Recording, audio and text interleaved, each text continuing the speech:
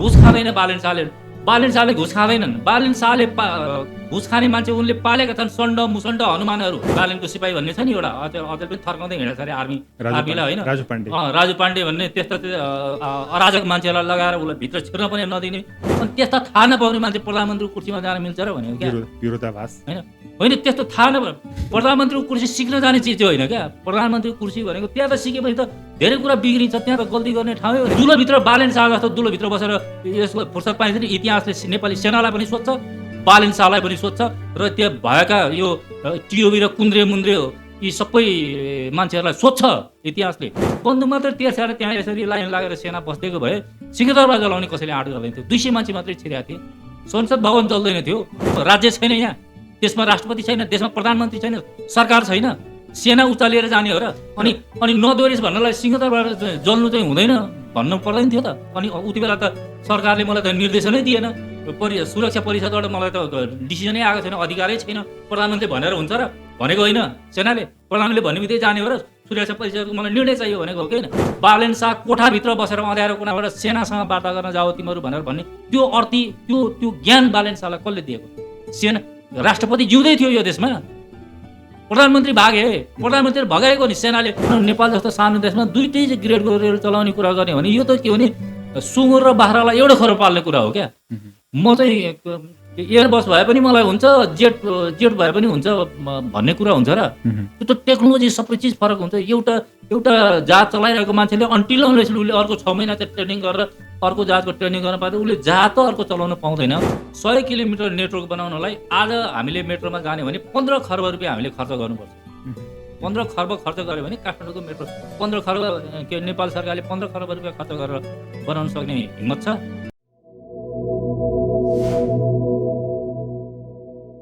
Welcome to the Bindu podcast. Thank you. हुन त हिजो आज मानिसहरू सामाजिक सञ्जालमा एकदमै धेरै व्यस्त हुन्छन्। तपाईँ चाहिँ सञ्जालभन्दा बाहेक केमा व्यस्त हुनुहुन्छ? सञ्जालभन्दा बाहेक म अब आफ्नै केही व्यक्तिगत काममा अलिकति व्यस्त छु। र त्योभन्दा बाहेक त अब हाम्रो सिस्टमभित्रै रहेका साथीभाइहरू थुप्रै हुनुहुन्छ। अब यो मुलुकलाई अब कसरी स्मुथिङ गर्ने, पोलिसी कसरी राम्रो बनाउने भन्ने कुरामै अनौपचारिक छलफलमै धेरै समय त त्यसरी नै बितिरहेको हुन्छ।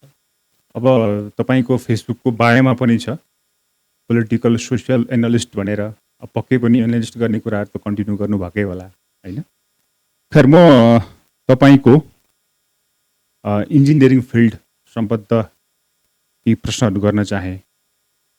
विशेष गरी एउटा सिभिल इन्जिनियरको नजरमा आँखामा नेपालका 2 अन्तर्राष्ट्रिय विमानस्थल भैरवा र पोखराको मूल्याङ्कन गर्नुभयो भने कसरी गर्नुहुन्छ? यसको टेक्निकल र सँगसँगै आर्थिक र वित्तीय पक्षहरूलाई। दुईटै विमानस्थल हामीले अब ह्युज लोन लिएर, विदेशी लोन लिएर बनाएका विमानस्थलहरू होइन। र त्यसपछि पनि अब लोन लिइसकेपछि पनि अब त्यहाँभित्र विभिन्न खालका अनियमितता भयो भन्ने खालका कुराहरू पनि बाहिर आएछन्। ती विषयहरू अब छानबिनमै होलान्, अब त्यो चर्चा चलिराखेकै छ। त्योभन्दा बाहेक अब यसको चाहिँ प्राविधिक विषय, यसको चाहिँ अब युज चाहिँ कति पर्फेक्टली भइरहेछ भन्ने कुरा हेर्ने कुरा त्यो भयो होइन। यसको इकोनोमिक पक्षहरू के छन् भन्ने चिज हेर्दाखेरि अब हामीले चाहिँ यसलाई के भनिरहेको छौँ भने दुईटै विमानस्थलमा अब पोखरामा अब अलिकति प्राविधिक समस्या छ भन्ने खालको कुराहरू आएको छ। हाम्रो चाहिँ अब यो एप्रोच चाहिँ पुग्ने नपुग्ने खालका कुराहरू, ल्यान्डिङका एप्रोच पुग्ने नपुग्ने, ठुला जहाजहरू कति कम्फोर्टेबली अवतरण गर्न सक्छ, ल्यान्ड गर्न सक्छ भन्ने विषयहरू, ती विषयहरूको अब डेप्थमा अब हामीले पनि त्यति धेरै जानेका छैनौँ। तर अब जानकारहरूले चाहिँ अब त्यस्ता कमेन्टहरू गरिराखेकै देखिन्छ। अब भैरवाको कुरा चाहिँ अब हामीले रुट चाहिँ अब भारतबाट चाहिँ समयमा रुट चाहिँ पाउन सकेनौँ। अब भारतलाई पहिला कमिटमेन्ट गराएर हामीले त्यो बनाएको पनि होइन जस्तो देखिन्छ होइन। र त्यसले गर्दाखेरि रुट नपाएको कारणले गर्दाखेरि चाहिँ भैरवामा चाहिँ हाम्रो बिजनेस आएन अथवा भैरवा एयरपोर्ट चाहिँ प्रयोगमा आएन भन्ने कुरामा म त्यति धेरै चाहिँ सहमत हुन सकेका छैन। किन भन्दाखेरि अब हाम्रो चाहिँ विमानस्थलको अब काठमाडौँ विमानस्थलको हुन त अब यो म्याक्सिमम चापमै काठमाडौँ विमानस्थल चलिरहेको छ। तर खास गरी हाम्रो चाहिँ रुट कस्तो छ भन्दाखेरि म्याक्सिमम चाहिँ अब आउने जाने अब हाम्रो डोमेस्टिक चाहिँ यात्रुहरूको पनि विदेश जाने र आउने चिजहरूमा चाहिँ के देखिन्छ भन्दाखेरि सबै चिजहरू काठमाडौँ नियन्त्रित छ होइन। अनि सबै मान्छे काठमाडौँ एनी हाउ चाहिँ अब अरू सबै काम गर्नको निम्ति काठमाडौँ आउनुपर्ने भइसकेपछि अनि त्यसपछि काठमाडौँ विमानस्थलबाट किन नउड्ने, फेरि भैरव किन जान्छ मान्छे, किन पोखरा जान्छ, किन सबै व्यवस्थापन उतैतिर भइदिएको भए भैरवबाट उड्ने मान्छेलाई भैरवमै सबै चाहिँ व्यवस्थापन भइदिएको भए मान्छे त्यहाँबाट उड्थ्यो होला, त्यहाँ सेवाहरू डिसेन्ट्रलाइज हुनु पर्यो भन्ने डिसेन्ट्रलाइज भएको छैन। अनि त्यस कारणले जम्मै मान्छे काठमाडौँमै आउनुपर्ने भएपछि काठमाडौँको विमानस्थल प्रयोग गर्ने भयो एउटा कुरा। दोस्रो कुरा, म चाहिँ काठमाडौँ भैरव र पोखराको विमानस्थललाई एकदमै किन अन्तर्राष्ट्रिय स्तरको विमानस्थल बन्यो भन्ने कुरामा म त्यति सहमत छैन। किनभने त्यो विदेशतिरको हेऱ्यो भने त्यो सामान्य डोमेस्टिक एयरपोर्ट पनि अब त्यही ढङ्गकै छैन। हामीले चाहिँ अब त्यो नाम इन्टरनेसनल राख्ने बित्तिकै, रिजनल इन्टरनेसनल एयरपोर्ट राख्ने बित्तिकै बेपत्ता किन भएको छ भने जस्तो गरेर त्यति चाहिँ अब हामीले चाहिँ त्यसको सदुपयोगै भएन भन्ने त्यो हिसाबले जानु हुँदैन। तर हाम्रो डोमेस्टिक एयरपोर्टकै रूपमा युज गर्नलाई पनि अब त्यसलाई अलिकति सुधार गरिसकेपछि हामीले टुरिज्म सेक्टरमा चाहिँ म्याक्सिमम् टुरिज्मको फ्लो गराउनलाई हामीले के गर्ने हो, इकोनोमिक चाहिँ ग्रोथ चाहिँ गराउने। अब इकोनोमिक एक्टिभिटी जति बढी भयो त्यति मान्छे ट्राभल गर्ने त हो नि होइन। एयरलाइन्समा नभएदेखि के भने पैसा नभएको मान्छे कसरी प्लेन चढ्छ र होइन। र उसको इकोनोमिक एक्टिभिटी त्यही अनुसार भएन भने प्लेन चढ्न रहर गरेर मात्रै आकाश उड्न मात्रै त मान्छे प्लेन चढ्दैन भनेपछि त्यो लेभलको हाम्रो अब हाम्रो डोमेस्टिक चाहिँ इकोनोमी र अनि टुरिज्मको चाहिँ विषय चाहिँ हामीले त्यसलाई चाहिँ फेसिलिटेट गरेर त्यसलाई चाहिँ माथि नउठाउन्जेलसम्म ती एयरपोर्टहरू फुल रूपमा डोमेस्टिक रूपमा पनि प्रयोग हुन नसक्दाखेरि ती विषयहरू आएको हुनसक्छ। बाइ द वे अब यो बिचमा एकचोटि चाहिँ योभन्दा अघिल्लो सरकारको बेलामा मैले यो विषयलाई प्रधानमन्त्री समक्ष पनि चासोकै रूपमा चाहिँ विषय उठाएको थिएँ। अघिल्लो प्रधानमन्त्री केपी शर्मा ओलीको पालामा म बालुवाटारमै म एकजना चाहिँ रसियन एकजना साथी हुनुहुन्थ्यो। उहाँ पुटिनको एडमिनिस्ट्रेसनमै बसेर काम गरेको मान्छे। अनि उहाँसँगै आएर अब विभिन्न एजेन्डामा अब रसिया र हाम्रो चाहिँ भोलि चाहिँ के विषयहरूमा चाहिँ हामीले सहयोग आदान प्रदान गर्न सक्छौँ, हाम्रो रिलेसन अब महेन्द्रकालको रिलेसन हामीले फेरि कसरी बिल्डअप गर्न सक्छौँ भन्ने विषयमा विभिन्न चिजहरू 12-14वटा बुँदामा चाहिँ मैले गएर सँगै चाहिँ प्रधानमन्त्रीसँग छलफल गर्दाखेरि एउटा बुँदामा के थियो भनेर भन्दाखेरि हामीले चाहिँ ठिक छ अब भैरव पोखराको चाहिँ खास गरी पोखराको कुरा गरेका थियौँ हामीले टुरिज्म बेसमा हुने गरी रसियनहरू पनि अब उनीहरूको पनि टुरिज्म फ्लो धेरै छ, बाहिर धेरै जान्छन् होइन। अनि त्यो भएपछि पोखरा विमानस्थललाई अब अहिले तुरुन्तै प्रयोग गर्न सकेन भने कमसेकम अहिले स्टार्टिङ गर्ने बेलामा रसियाको चाहिँ दुईवटा हप्तामा 2वटाबाट सुरु गरौँ र त्यो चार्टरै फ्लाइट हुन्छ होइन।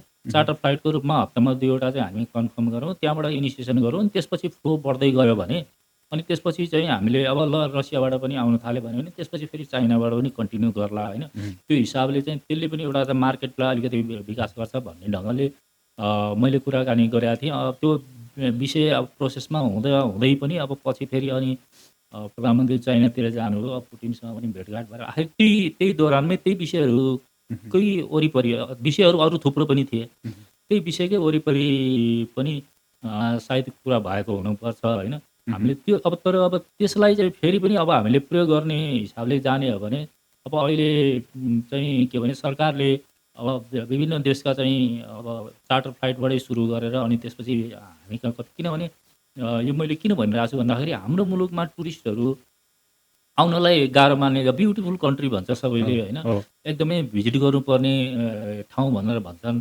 अनि तर हामी कहाँ धेरै फ्लो किन हुँदैन भन्दाखेरि अब यो चाहिँ के हो भने हामी कहाँ आउने चाहिँ जस्तो भनौँ न प्लेनको फेयर चाहिँ यति धेरै महँगो छ होइन। त्यो प्लेनको फेयर यहाँ तिरेर चाहिँ काठमाडौँ चाहिँ ओर्लिने पैसाले चाहिँ मान्छे चाहिँ अब 12,000 किलोमिटर युरोपतिर अमेरिकातिर सबै घुमेर आउन पुग्छ होइन।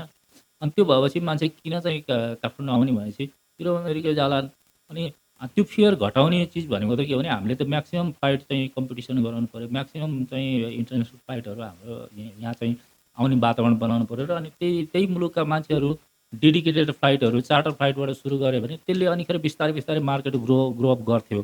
त्यो त्यतातिर चाहिँ दिमाग अब धेरै लागेको छ जस्तो मलाई लाग्दैन। अनि खालि चाहिँ अब एयरपोर्ट प्रयोग भएन भनेको छ अनि कराएको छ अनि यो चाहिँ हाम्रो चाहिँ पैसा दुरुपयोग भनेको छ, इन्फ्रास्ट्रक्चर दुरुपयोग हुँदैन। अब हिजो चाहिँ मार्केट चाहिँ के हुन्छ, बिजनेस चाहिँ प्लान के हो भन्ने कुरा नगरिकन गरियो होला। ठिकै छ, त्यो एउटा खालको चाहिँ मिस्टेक भयो होला। तर भएको फेरि चिजलाई लोनको मोडालिटी पनि एकदमै आलोचित बनिएको छ कि जसरी हामीले जुन हिसाबले लोन लिनु पर्थ्यो त्यो लोन चाहिँ हामीले 100 वर्षसम्म चुकाउन नसक्ने अवस्था छ भनेर भनिएको छ, विशेष गरी पोखरा एयरपोर्टको लागि। होइन, त्यस्तो पनि होइन होला। अब अहिले लोनको कुरा गर्नुभयो भने सडक बनाउनलाई अब मेची महाकाली सडक सारा चाहिँ अब एडिबी वर्ल्ड ब्याङ्कका पैसाले चलिरहेछन्, एमसिसीको पैसाले ती प्रोजेक्टहरू बनिरहेछन्, हाम्रो पैसा होइनन् ती, होइन। अब अहिले भर्खरै आएको सरकारले पनि अब हिजो त सबैलाई गाली गरेको थियो, अब चाहिँ लोन लिएर देश चाहिँ डुबाए, हाम्रो जन्मिँदै थाप्लामा चाहिँ कति लाख पुर्याइसक्यो यिनीहरूले भनेर भनेको थियो। आएको सरकारले 4 महिनामा त अब खरबै पुर्याइसक्यो, होइन। अब त्यो ठ्याक्कै चाहिँ हिजो बोलेका मन्त्रीले, अहिले अर्थमन्त्रीको भाषा चाहिँ ठ्याक्कै उल्टो भइसक्यो। पहिला चाहिँ लोन लिएर चाहिँ फुक्काफाल लोन लिएर चाहिँ अनि त्यो यत्रो चाहिँ बजेट बनाएर त्यो इम्प्लिमेन्ट पनि हुँदैन, हामीले तिर्न पनि सक्दैनौँ भन्ने चाहिँ अहिले चाहिँ लोनै नलिकन त अब हामीले त देश चलाउनै सक्दैनौँ, हामीसँग पैसै छैन। अनि त्यसो भए हिजो किन गाली गरेको भन्दा हिजो चाहिँ लुटेर खान्थ्यो अरे, अब यसपालि हामीले त लुट्न लिएको होइन भनेर भन्छ। अब यो चाहिँ के भने पुरै चाहिँ त्यो जसको कुनै जस्टिफिकेसन छैन क्या, होइन। अनि त्यो हिसाबले होइन, लोन तिर्नै नसक्ने भन्ने कुरा चाहिँ म सहमत छैन। तर कुरा के छ भने त्यसलाई चाहिँ बेस्ट युटिलाइज कसरी गर्ने र त्यहाँबाट चाहिँ रिटर्न चाहिँ होइन पेब्याक हामी छिटो चाहिँ कसरी लिने भन्ने कुरा, त्यो डिरेक्सनमा हामी काम गरिरहेको छैनौँ क्या। त्यो काम नगरिकन त पेब्याक नआएपछि त डेफिनेटली लोन भनेको भारी नै हुन्छ नि, होइन। जस्तो अब तपाईँ आफै पनि रेल विभाग अन्तर्गत रेलवे कम्पनीको सिइओ पनि भएर त्यो अनुभव लिइसक्नु भएको छ। तपाईँ उक्त कम्पनीमा सिइओ हुँदै गर्दा नेपालमा रेलको सम्भाव्यता, रेलहरू खोल्ने भनेर विविध किसिमको बजेट पास भए, होइन, अध्ययन भए, अहिले कतिपय अवस्थामा काम पनि धेरै अगाडि बढिसक्यो। नेपालमा विशेष गरी तराईको त्यो क्षेत्रमा जहाँ अहिले रेलको पटरीहरू बन्दैछन्, त्यो सम्भाव्यता, त्यो आर्थिक र वित्तीय हिसाबले कतिको लाभदायक छ नेपाललाई? किनभने सँगै यता फेरि अर्को 6 लेन 8 लेनको सडकहरू बन्दैछन् धमाधम, होइन। त्यसकै 30-40 किलोमिटर दक्षिणपट्टि त्यो रेल बन्दैछ भनेको यो चाहिँ दीर्घकालीन रूपमा चाहिँ नेपाललाई त्यति फाइदाजनक हुने नै प्रोजेक्ट हो। अब यस्तो छ, अब यो रेलको कुरा चाहिँ म पनि रेलको एक्सपर्ट त होइन, तर मैले पछि अब त्यहाँ बसेर चाहिँ काम अब मेरो इच्छा नहुँदा पनि त्यहाँ गएर गइसकेपछि त मैले त 100% दिनुपर्छ। त्यसपछि कहाँबाट सिक्ने के गर्ने भनेपछि इन्जिनियरसँग धेरै कुराहरू मैले चाहिँ के भने आफै पनि त्यहाँ बसेर सिकेको हो, होइन। सिकेपछि अब मैले के चाहिँ देखेपछि चाहिँ अध्ययन गर्दै जाँदाखेरि भन्दाखेरि अब यद्यपि त्यो म आउनुभन्दा अगाडि नै अब मेची महाकालीको कुरा गर्ने हो भने त 66 सालदेखि नै त्यसको अध्ययन प्रारम्भ भएको देखिन्छ, होइन। सुरुवात भएको देखिन्छ। बाबुराम भट्टराई भएको पालामा त अब त्यो डिपिआरै सुरु गरेको जस्तो बुझिन्छ, होइन। र मेची महाकाली चाहिँ के भने नेपालमा रेल चाहिन्छ भन्ने खाल चाहिँ विषय कसरी निस्क्यो भन्दाखेरि हाम्रो चाहिँ के भने कनेक्टिभिटी, जस्तो हाम्रो चाहिँ ट्रान्सपोर्ट कस्ट चाहिँ इम्पोर्ट पनि एक्सपोर्ट पनि धेरै महँगो भयो।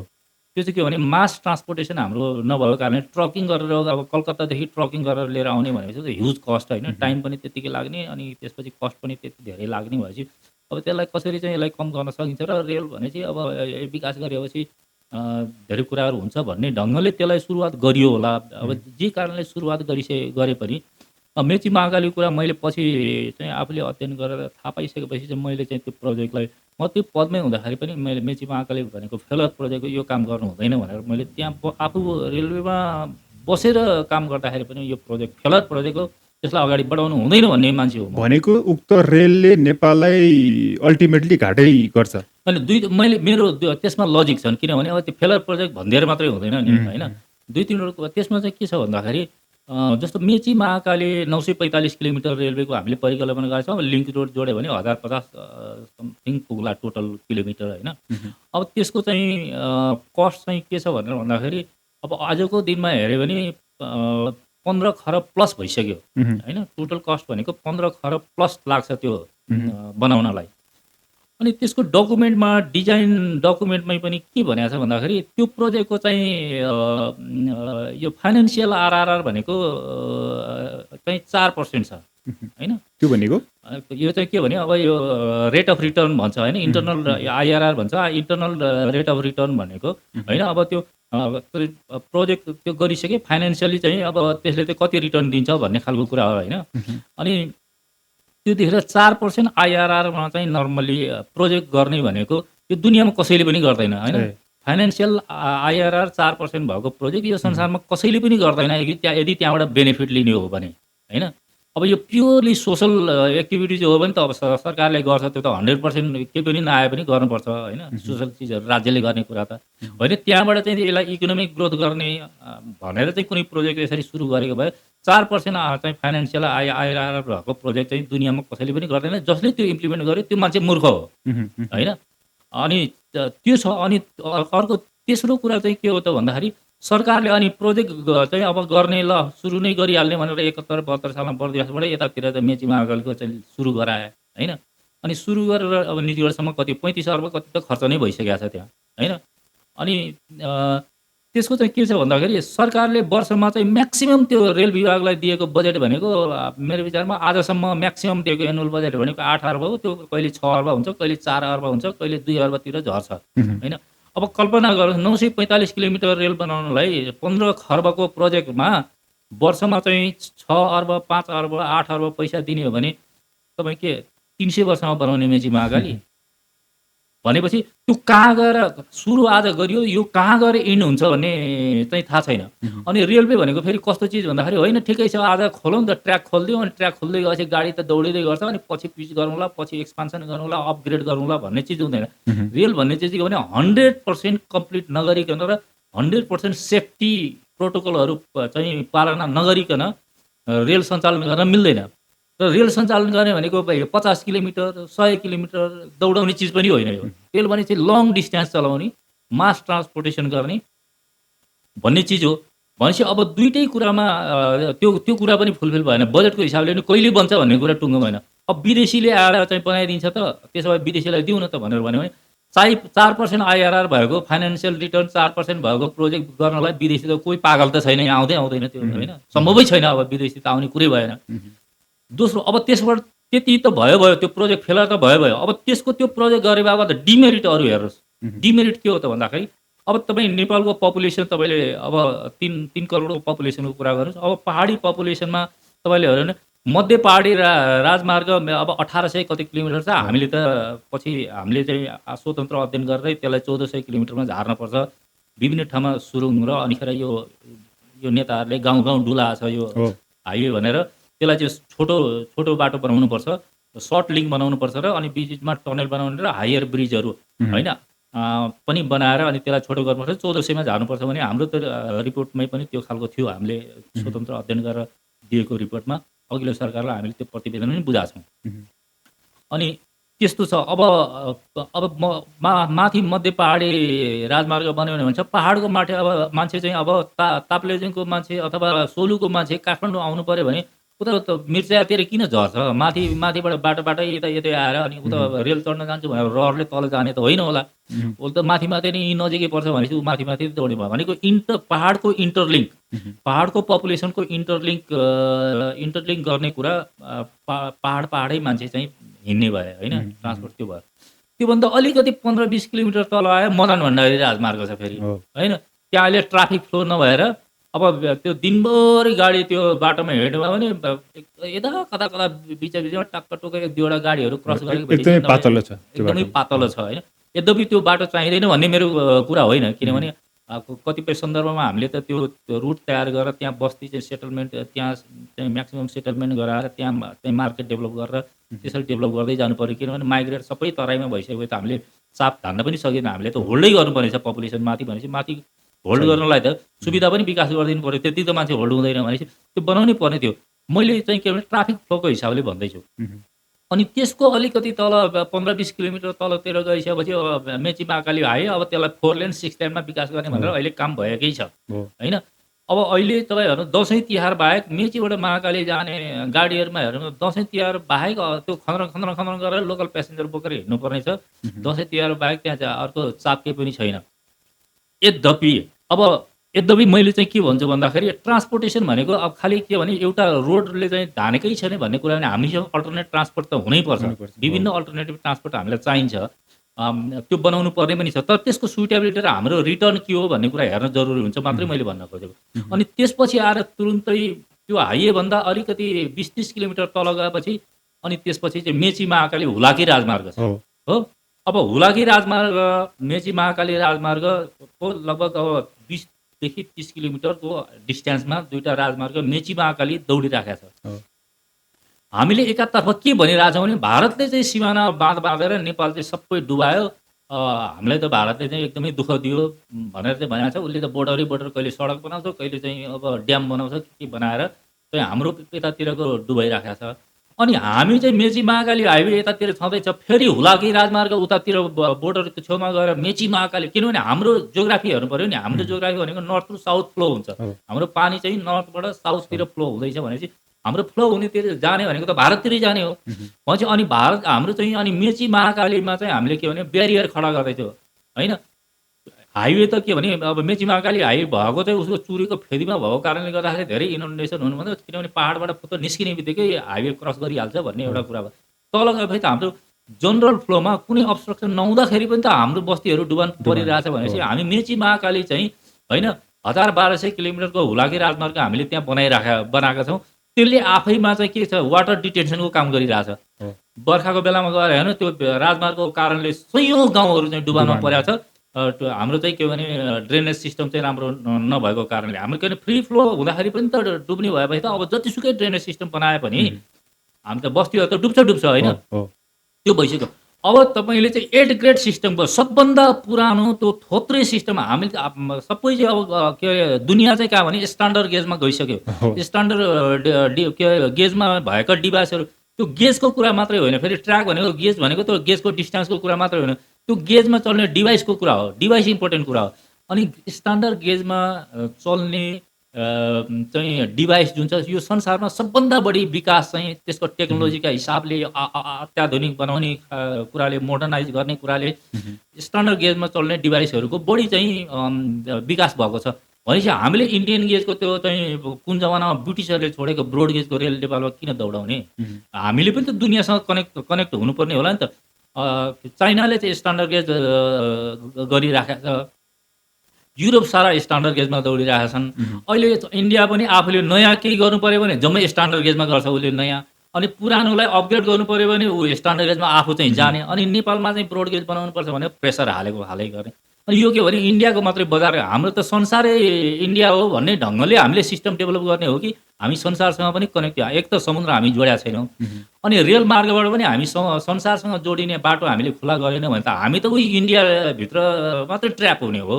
हाम्रो सँगै माता पनि तिमी, पिता पनि तिमी नै, चपिता भने जस्तो होइन, तिमी नै भने उसको मार्केट पनि तिमी नै, उसको के अरे टेक्नोलोजी पनि उसैको ल्याउनु पर्ने, म्यान पावर पनि उसैको, सबै कुरा उसमा डिपेन्डेन्सी हुनु पर्यो। यो खालको चिजमा जानु हुँदैन भन्ने मैले इनन्डेसनको कुरा गरेँ, तराई चाहिँ कसरी डुब्छ भनेर होइन, त्यो भएको हिसाबले। अनि त्यसपछि हामीले के परिकल्पना गर्छौँ, 180 किलोमिटर 200 किलोमिटर पर आवर चाहिँ हामी दौडाउँछौँ भनेर चाहिँ भनिरहेका छौँ। 180 किलोमिटर 200 किलोमिटर दौडाउने हो भने 8 ग्रेड सिस्टमको रेलवेले यो फाटक लगाएर अनि त्यो गेट लगाएर चाहिँ अनि रेल दौडाउँछ भनेर यो पुरानो जमानाले दौडिँदैन। त्यसले त मेचीबाट महाकाली गयो भने हजारौँ मान्छे, हजारौँ गाईबस्तु त्यसले मार्छ 200 किलोमिटर दौडाइदिने हो भने रेल। भनेपछि हामीले त्यही हाई स्पिडको रेल दौडाउने हो भने त त्योलाई त नो म्यान जोन क्रिएट गर्नुपर्छ। त्यहाँभित्र मान्छे वस्तु चाहिँ छिर नमिल्ने खालको बनाउनुपर्छ, अनि मात्रै त्यो स्पिडमा दौडिन्छ।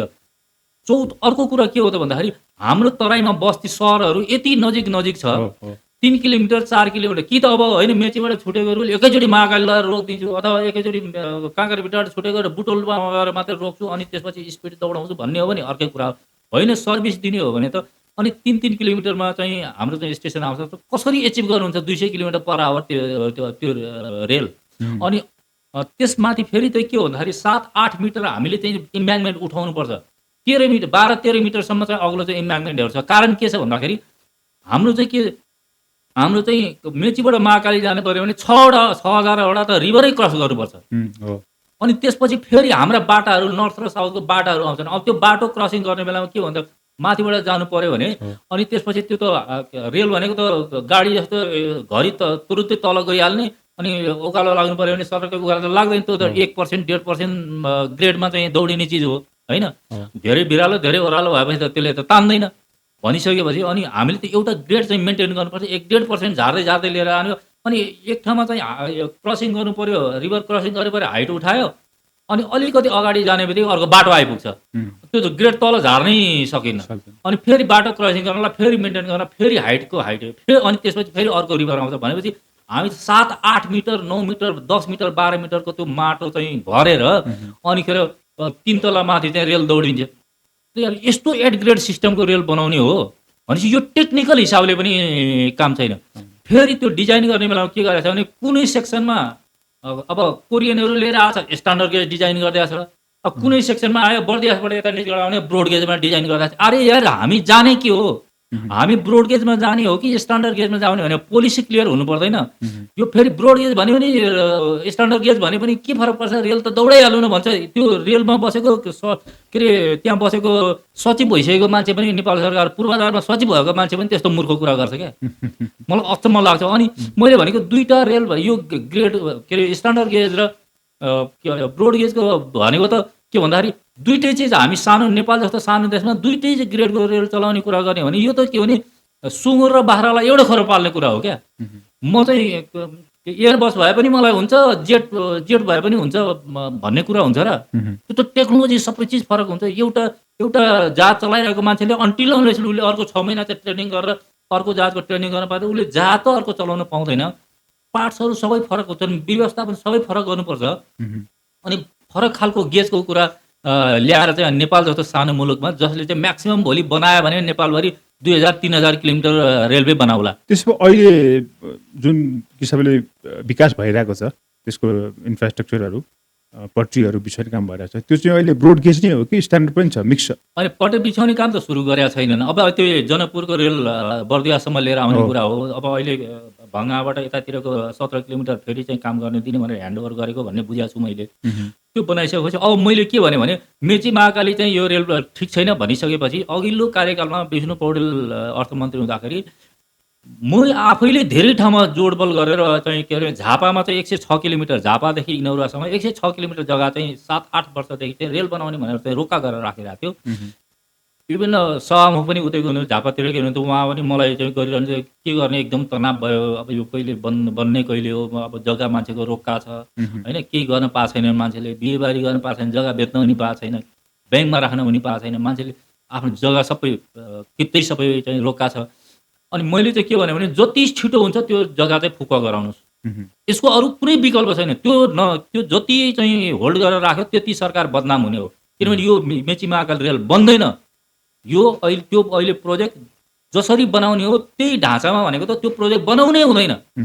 पैसा भएछ भने भाडक बनाएर चाहिँ म सडकको माथि रेल दौडाउने, तलतिर मेची महाकाली हाइवे दौडाउन पैसा छ भने गरौँ, ठिक छ। 5-6 अरब पर किलोमिटर पैसा लाग्छ, गरौँ त्यसो भयो भने। अनि त्यो हामीसँग पैसा छैन। अनि त्यो 8 ग्रेड रेल बनाएर चाहिँ त्यसले चाहिँ न हाम्रो त्यो क्यापासिटी छ न हाम्रो कार्गो बोक्ने चाहिँ त्यो क्षमता छ। कार्गो न हामी मेची महाकाली कार्गो दौडाएर के गर्ने? हामीलाई चाहिएको छ क्रस बोर्डर रेलवे। हामी मेची महाकालीको कुरा गरिरहेको छौँ। मेची महाकाली के बोकेर लाने हो? कुन मान्छे बोक्ने हो? दिनमा एउटा रेल चलाउनलाई मेची महाकाली बनाउने हो कि होइन भने? अनि त्यस कारणले गर्दाखेरि त्यो चाहिँ अघिल्लो अर्थमन्त्रीको कार्यकालमा अनि यो बाटो नजाने भनेर अल्टरनेटिभ अध्ययन गर्नुपर्छ, हामीले अर्को बाटोबाट अध्ययन गरेर हामीले अर्कै सिस्टममा जानुपर्छ भनेर त्यो बजेटमा व्यवस्थापन गरेर झापादेखि काँकरबिटादेखि इनौराको जग्गा फुक्का गरेको हो। फुक्का गरेको अर्थ के हो? अब त्यो बाटो नजाने भनेको त हो नि होइन। अब त्यसो भए अब 35 अर्ब खर्च भएको छ बर्दिवासदेखि निजगढसम्म। 35 अर्ब त माटो किन खोलामा माटो छँदै थियो, तराईमा खोलामा माटो छँदै थियो, अनि खोला खन्ने माफियाहरू छँदै थिए, अनि कन्ट्र्याक्टर त सबै सेटिङमा कन्ट्र्याक्टर छँदै थिए। अनि ल्यायो माटो डम्पिङ गरेर माटो त्यहाँ राखिरहेको छ। अहिले पुल र माटोको काम भएको भनेको टोटल रेलवे हो भन्छ नि। त्यहाँ त यत्रो ट्र्याकै बनिसकेछ भनेर भन्छ नि। एक्ज्याक्टली अहिलेसम्म भएको कामको कुरा गर्ने हो भने त्यो काम भनेको टोटल रेल चलाउनको निम्ति आवश्यक हुने 30% काम मात्रै हो। त्योभन्दा पछाडि त्यति धेरै काम हुन्छ त्यहाँ होइन। 35 अर्ब खर्च गरेको त्यो 30% काम मात्रै हो। त्यो 70 किलोमिटर चलाउनलाई मात्रै अर्को 70 अर्ब रुपियाँ पैसा चाहिन्छ। अर्को 70 अर्ब एक्स्ट्रा खर्च गऱ्यो भने त्यो 35 किलोमिटर के अरे 70 किलोमिटर रेल चल्छ। अब पैसा त माटोमा साटिहाले होइन। अब गर्ने के त्यतिकै छोडिदिने कुरा त भएन नि। अब मेची महाकाली बन्द गऱ्यो भने यसै ठिकै छ, बर्दिवाससम्म आएकै छ जनकपुरको रेल, त्यो उता इन्डियाबाट आएको रेल हो। यतैतिर निजोरतिर ल्याएर रक्सलतिर लगेर उता इन्डियातिरै लगेर टुङ्गाइदियो। यता फास्ट ट्र्याकले पनि अरू गऱ्यो भने त्यसले पनि अलिकति फेसिलिटेट गर्ला। यता फास्ट ट्र्याक बनिरहेछ, त्यहाँसम्मको काम लिङ्क गर्ने हो, त्यता गरौँ, त्यसलाई युटिलाइज गरौँ। मैले भने त्यो बेस्ट अप्सन होइन, तर हाम्रो पैसा खर्च गरेछ त्यसलाई युटिलाइज गरौँ र त्यहाँ ल्याएर अनि उतातिर रक्सलतिरै लगेर जोडिदिउँ। अनि यो चाहिँ रामजानकी सर्किट भनौँ, अयोध्यातिर पनि जोड्ने रामजानकी सर्किट भनौँ र त्यसलाई एउटा नामाकरण दिएपछि मेरो विचारमा भारतीयहरू पनि आकर्षितै हुन्छ लगानी। ल ठिकै छ, यति त गरिदिउँ न भन्ने हिसाबले भारतले त्यो पैसा लगाइदियो भने त्यो पनि एउटा रामजानीको नाममा पनि हुन्छ र त्यो एउटा सर्किट बनाइदियो भने त्यसलाई क्लोज अप गरौँ। त्यही थोर बहुत धार्मिक पर्यटन आउने भयो। धार्मिक पर्यटन आउने भयो र हाम्रो चाहिँ आन्तरिक उसमा अब फास्ट ट्र्याकसँग जोडिने अलिकति त्यहाँबाट अलिकति सहज भयो भने इन्डियाको लिङ्कसँग पनि ल जोडिएछ है भन्ने एउटा चाहिँ हुन्छ भन्ने। राष्ट्रिय रेल त त्यो भयो, तर काठमाडौँको हकमा किनभने एउटा सहरमा चाहिँ 30 लाख जनसङ्ख्या भयो भने मेट्रो ट्रेन आवश्यक पर्छ भनिन्छ कि एउटा स्ट्यान्डर्ड छ। काठमाडौँमा त अति आवश्यक छैन होइन यो मास ट्रान्सपोर्टेसन। अब काठमाडौँको कुरा गऱ्यौँ, मेट्रोको कुरा आएछ हो, एकदमै ठिक कुरा उठाउनु भयो। काठमाडौँ मेट्रोको कुरा गऱ्यो भने यस तपाईँलाई अब तपाईँले अफोर्ड गर्न सक्नुहुन्छ भने तपाईँ मेट्रो गर्नुहोस्। तर काठमाडौँमा मेट्रो गरेर तपाईँले काठमाडौँ अहिले काठमाडौँको मेन समस्या भनेको तपाईँको चाहिँ रिङ रोड पनि रिङ रोड जस्तो छैन, यो त के भने सिटी रोड जस्तो भइसक्यो होइन। त्यसपछि इन्टरनल सडकहरू हाम्रो चाहिँ कोर एरियाका सडकहरूको सबभन्दा बढी समस्या छ होइन। कोर एरियामा तपाईँको नयाँ एलाइन्मेन्ट तपाईँ खडा गरेर सक्नुहुन्न। मेट्रो रेल बनाउने भनेर नयाँ एलाइन्मेन्ट बनाउने काठमाडौँमा ठाउँ छैन, किनभने यो पुरानो सहर हो। त्यसमाथि अरू पुरातात्विक हिसाबले विभिन्न चिज छन्। यहाँ बाटोमा जाँदा जाँदै सडकमा देख्नुहुन्छ नि, त्यो पहिला चाहिँ बडै एउटा भगवान् यसो पूजा गरिराख्ने, बिहान बिहान पूजा गर्ने, अनि त्यो सडक बनाउँदै एक्सटेन्सन गर्दाखेरि बिचमा आइपुग्यो, त्यो बिचमा त्यो भगवान्को मूर्ति छ, अनि दायाँ र बायाँ सडक खोलेको यस्तो यस्तो हालतले हामी चलाइरहेको छौँ नि सडक। भनेपछि हामीसँग नयाँ एलाइन्मेन्ट एबभ द ग्राउन्ड नयाँ एलाइन्मेन्ट सम्भवै छैन। अब भएको एक्जिस्टिङ रोडको राइट अफ वे प्रयोग गरेर माथिबाट भायाडक्ट बनाएर, त्यो पनि भायाडक्टबाट माथि रेल चलाउँ, अनि तल त गाडी छँदैछ भने त्यो किन राइट अफ वे डिस्टर्ब गर्नु भन्दाखेरि हाम्रो रोडहरू अलरेडी कन्जस्टेड छ, त्यहाँ अब 1 इन्च पनि छुने ठाउँ छैन, भायाडक्ट बनाउने ठाउँ पनि छैन। अब एउटा अल्टरनेटिभ के उपाय छ भन्दाखेरि अन्डरग्राउन्ड जाने होइन, भूमिगत टनलिङ गर्ने। टनलमा जाने चाहिँ अब एउटा कुरा चाहिँ के छ भने काठमाडौँको जियोग्राफी अलिकति के भने टनलिङमा गयो भने महँगो पर्छ एउटा कुरा होइन। र अर्को कुरा हामी अर्थक्वेकको हिसाबले पनि अब जोखिमपूर्ण हामी चाहिँ अर्थक्वेक थर्ड जोनमा पर्छौँ हामी, तर यो जोखिमपूर्ण ठाउँमै छौँ हामी। त त्यतिले भएछ भने पनि हामी अन्डरग्राउन्डमा जाने हो भने 1 किलोमिटर चाहिँ मेट्रो अन्डरग्राउन्ड मेट्रो बनाउने हो भने 15 अर्ब रुपियाँ लाग्छ प्रति किलोमिटर।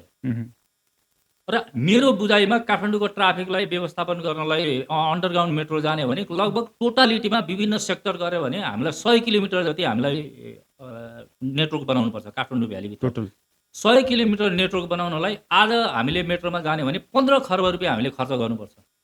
15 खर्ब खर्च गऱ्यो भने काठमाडौँको मेट्रो 15 खर्ब के नेपाल सरकारले 15 खर्ब रुपियाँ खर्च गरेर बनाउन सक्ने हिम्मत छ आजै छैन, नेपाल सरकारले बनाउन सक्दैन। त्यो त अब मोडल अनुसार आर्थिक र वित्तीय लाभ हेरेर त्यसको मूल्याङ्कन गरेर कम्पनीलाई दिए त भइहाल्यो नि, विदेशी कम्पनीहरूलाई। ठिक छ, विदेशी कम्पनीलाई आउने भने 15 खर्ब रुपियाँ खर्च गरेर नेपालमा चाहिँ काठमाडौँ भ्यालीमा 15 खर्ब खर्च गरेर मेट्रो बनाउने अरू टेक्निकल च्यालेन्जेसहरू छँदैछन्, मैले त्यो बाटोलाई छोइनँ। वित्तीयको कुरा मात्रै गर्ने 15 खर्ब रुपियाँ खर्च गरेर काठमाडौँमा चाहिँ हाम्रो जस्तो इन्भेस्टमेन्ट भल्नरेलिटी भएको देशमा कोही मान्छे विदेशी दाता आएर यो चाहिँ अन्डरग्राउन्ड चाहिँ मेट्रो बनाइदिन्छ भन्ने कुरामा म चाहिँ विश्वास त छैन।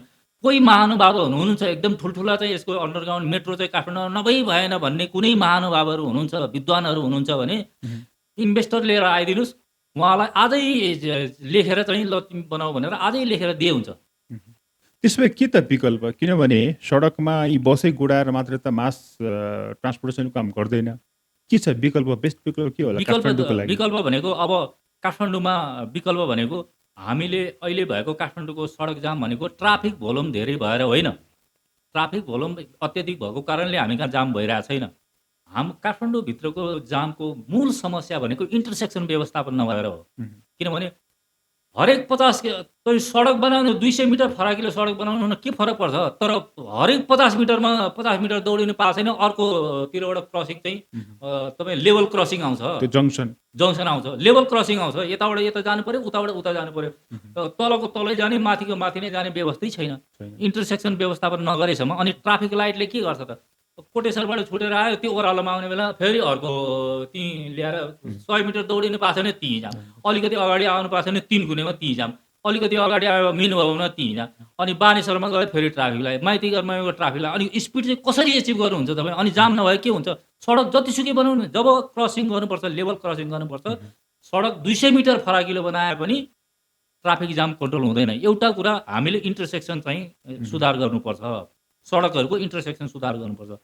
दोस्रो कुरा अब हामीले प्रयोग गर्ने भनेको अब मैले देखेको अहिलेको आएको लेटेस्ट टेक्नोलोजी छ। हामीले जस्तो भनौँ न काठमाडौँको अरू केही भएन भने पनि हामी रिभर करिडोर प्रयोग गर्न सक्छौँ। हामी नयाँ एलाइनमेन्ट त गर्न सक्दैनौँ नि। रिभर करिडोर हाम्रो रिभरहरूलाई डिस्टर्बेन्स पनि नहुने, होइन, रिभर फ्लोलाई डिस्टर्बेन्स पनि नहुने, र रिभरमा अहिले अब जम्मै मान्छेले चाहिँ यताबाट पनि फोहोर फालेको छ, उताबाट पनि फोहोर फालेको छ, सबै रिभरहरूमा अब अत्याधुनिक ट्रान्सपोर्ट सिस्टम चाहिँ दौडिरहेको छ भनेपछि मान्छे त सबै त्यहाँ दौडिरहेको छ भने चाहिँ हेर्छ नि त कसैले फोहोर फाल्यो भने, त्यहाँ त फोहोर फाल्नु लाज हुन्छ मान्छेले हेरिरहेको छ भनेपछि कमसेकम त्यो पनि कन्ट्रोल हुने। त्यो भएपछि अहिले लेटेस्ट आएको चाहिँ तपाईँको पडवे भन्ने छ, त्यो चाहिँ के भने एआई नियन्त्रित हो। त्यो चाहिँ म्यानलेस, त्यो मान्छेले गर्ने होइन, एउटा कोठामा बसेर एकदमै प्रोग्रामिङमा चल्छ त्यो। अनि हामीले चाहिँ के भने रिभर करिडोर हाम्रो चाहिँ लगभग 16वटा जति कति रिभर छ काठमाडौँ भ्यालीभित्र, ती सबै रिभर करिडोरमा हामीले विभिन्न नेटवर्किङ गरेर अनि रिभर करिडोरमा चाहिँ हामीले पडवे चलाउने हो भने पडवेलाई अब त्यसको त्यो चाहिँ के छ भने त्यसलाई चाहिँ हाम्रो कस्टमाइज गर्न सकिन्छ, हाम्रो आवश्यकतामा कस्टमाइज गर्न सकिन्छ। त्यसको चाहिँ चाहे चाहिँ टावरको कुरा होस्, होइन, पिलरको कुरा होस्, चाहे त्यो बक्सको कुरा होस्, पडको कुरा होस्, चाहे चाहिँ ट्र्याकको कुरा होस्, यी सबै हाम्रो आवश्यकता र पैसाको हिसाबले त्यसलाई कस्टमाइज गर्न सकिन्छ। भनेपछि कल्पना गर्नु त रिभरको माथि हामी सारा रिभरको नेटवर्कहरू जोड्ने, त्यहाँभित्र माथिबाट चाहिँ तपाईँको चाहिँ कमसेकम चाहिँ अब स्टेसन नजिक हुँदाखेरि स्पिड धेरै एचिभ नगर्ला, तर उसको एकदमै लोएस्ट चाहिँ स्पिडको क्यापासिटीको कुरा गर्ने भने 150 डिजाइन स्पिड 150 किलोमिटर पर आवरको हो, होइन। अब त्योभन्दा हाइएस्टमा सेमी रिजिडमा जाने भने 250-300 किलोमिटरको छ। अझ हाई स्पिडमा रिजिडमा जाने भने 500 किलोमिटर पर आवर डिजाइन स्पिडको पनि छ। तर अब त्यहाँ के छ भन्दाखेरि संसारभरि अरूले गरिरहेको छैन। अब यही कुरा ब्युरोक्रेसी र नेताहरूलाई सम्झाउनु गयो भने संसारमा कहाँ भएको छ त, कसले गरिरहेछ त?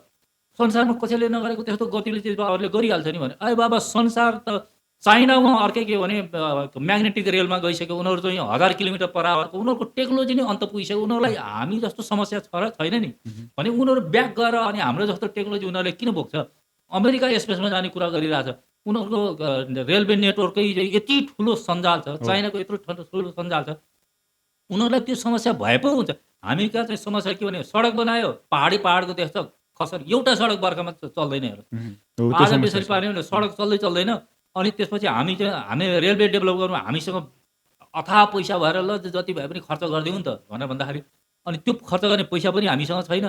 अनि हामी चाहिँ के भने अब सस्टेनेबल र अनि हाम्रो चाहिँ ल्यान्डस्लाइडदेखि लिएर यो सबै चिज नभएको चिजमा टेक्नोलोजीमा जाउँ न भन्दाखेरि आफू टेक्नोलोजी अध्ययन नगर्ने, अनि अर्काले गरेछ भने अर्काले किन गर्नु? हामी पहिलो हुन मिल्दैन, हामीबाट अरूले सिक्नु न, के फरक पर्छ? तर टेक्नोलोजी ठिक हो कि होइन भनेको त पहिला आफूले अध्ययन गर्नु पऱ्यो भने यस इट इज राइट, यो त गजबको रहेछ भनेर हामी टेक्निकली कि हामी असफल अर्काले देखेको लाटोगाडीले अर्काले गरिसकेको देखेपछि मात्रै हामीले इम्प्लिमेन्ट गर्नुपर्छ भने त्यो अर्कै कुरा भयो। होइन, हामी पनि प्राविधिक हौँ, हामी पनि क्यापेबल छौँ, हामी सक्षम प्राविधिक हौँ भन्ने भने त टेक्नोलोजी आफू अध्ययन गरेर अनि यो ठिक छ भने आफूले हाम्रो देशमा इम्प्लिमेन्ट गरौँ न, अनि दुनियाँले सिकुन् न हामीबाट। ओहो नेपालले त यस्तो गरेर ट्रान्सपोर्ट सेक्टरमा ठुलै चाहिँ चमत्कार गरेछ भने वाइ नट अस भने भारतले सिक्ला, त्यसैले सिक्ला नि। काठमाडौँको जुन मास ट्रान्सपोर्टेसनको कुरामा हामीले गर्नुपर्ने सडकमा चाहिँ एउटा इन्टरकनेक्सन होइन, त्यो जङ्सनको त्यो म्यानेजमेन्ट, अर्को के हुन सक्छ? अर्को चिज भनेको अब हामीले मास ट्रान्सपोर्टेसनमा जाने हो भने अब हामीले के भने अब काठमाडौँ भ्यालीभित्रको स्पेसली कुरा गऱ्यौँ भने हामीले अब 8 ग्रेडमा हामी जान नसक्ने अथवा ओभर द ग्राउन्ड हामीले काम गर्न नसके भएपछि पडवे बाहेक हामीले नयाँ एलाइनमेन्ट खडा गर्न नसक्ने भएपछि पडवे बाहेक अर्को विकल्प मैले देख्दिनँ। भनेपछि पडवे मात्रै एउटा विकल्प रह्यो काठमाडौँ अहिले देखेको थियो। यो बेस्ट सुइटेड टेक्नोलोजी चाहिँ पडवे नै देख्छु मैले काठमाडौँ भ्यालीको निम्ति। खैर, यी त भए विकास पूर्वाधारका कुराहरू, सडकका कुराहरू।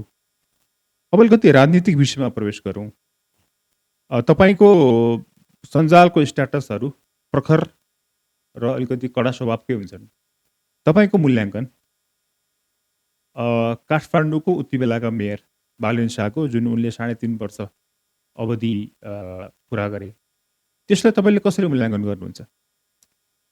म यद्यपि राष्ट्र राजनीतिमा म आउँछु फेरि त्यसपछि। ठिक छ, होइन त्यहाँ मैले चाहिँ त्यो अब बालन शाह वास्तवमा त्यो चुनावभन्दा अगाडि त मैले नाम पनि सुनेको मान्छे होइन होइन किन म त्यो ऱ्याप ट्याप स्याप भन्ने म जान्दा पनि जान्दिनँ मलाई त्यो इन्ट्रेस्ट पनि नभएको अब ऱ्याप स्याप गाएर के गरेर यो त चर्चित भएको रहेछ त्यो मलाई थाहा छैन मैले त मेयर भइसकेपछि यो मान्छे कसो को मान्छे मेयर भएछ भनेर आफै चकित परेको अनि पछि उसको चाहिँ ब्याकग्राउन्ड यसो बुझ्दै जाँदाखेरि र 1 महिना जस्तो चाहिँ उसको चाहिँ एक्टिभिटिज मैले हेर्दाखेरि अब काठमाडौँको 5 वर्ष खेर गयो नै भनेको थिएँ मैले होइन काठमाडौँको 5 वर्ष खेर गयो तर काठमाडौँको जनताले फेरि चाहिँ हिजो चाहिँ त्यही नानी मैया दाल जस्तै अब यो खालको एकचोटि गल्ती गरेँ भन्ने कुरा मेरो थियो र त्यो चिज पछि आएर अब भले भले त्यसलाई चाहिँ अब कुन इन्ट्रेस्टले गर्दाखेरि नेसनल इन्टरनेसनल चाहिँ मिडियाले अथवा अरू अरू चाहिँ सङ्घ संस्थाहरूले चाहिँ बिना कारण हाइलाइट गर्यो त्यो म जान्दिनँ त्यो त्यो त्यो हिडन एजेन्डा मलाई थाहा छैन होइन किनभने अब मेयर नियुक्ति भएको 2 महिना 3 महिना पुगेकै छैन अब बालन शाह भनेको यस्तो अद्भुत मान्छे हो कि भनेर न्युयोर्क टाइम्सतिरै चाहिँ छापिन थालेपछि 3 महिना मान्छेले के गर्यो होला र एकदम चाहिँ यो संसारकै अद्भुत हो भनेर